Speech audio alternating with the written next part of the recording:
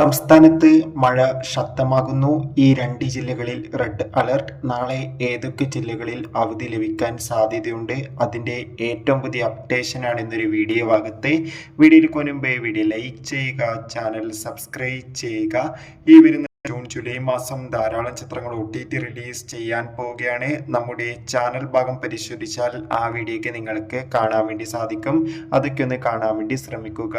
നിലവിൽ സംസ്ഥാനത്തെ വിവിധ ജില്ലകളിൽ അതിശക്തമായ കാറ്റും മഴയുമാണ് ഉള്ളത്.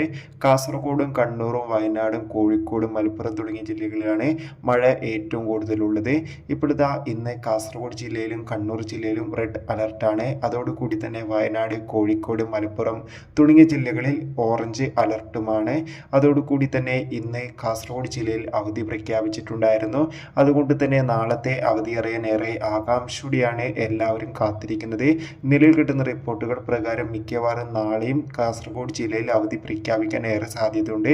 അതോടുകൂടി കണ്ണൂർ, വയനാട്, കോഴിക്കോട്, മലപ്പുറം തുടങ്ങിയ ജില്ലകളിലും അവധിക്ക് സാധ്യതയുണ്ട്. അതോടുകൂടി പാലക്കാട്, തൃശ്ശൂർ, എറണാകുളം, ഇടുക്കി, ആലപ്പുഴ തുടങ്ങിയ ജില്ലയിൽ ഇപ്പോൾ യെല്ലോ അലർട്ടാണുള്ളത്. എന്തായാലും കാത്തിരിക്കാം കൂടുതൽ അപ്ഡേഷൻ അറിയാൻ വേണ്ടി. എന്തായാലും എല്ലാവരും ജാഗ്രത പാലിക്കുക. കൂടുതൽ വാർത്തകൾക്കായി ചാനൽ ഇപ്പോൾ തന്നെ സബ്സ്ക്രൈബ് ചെയ്യൂ.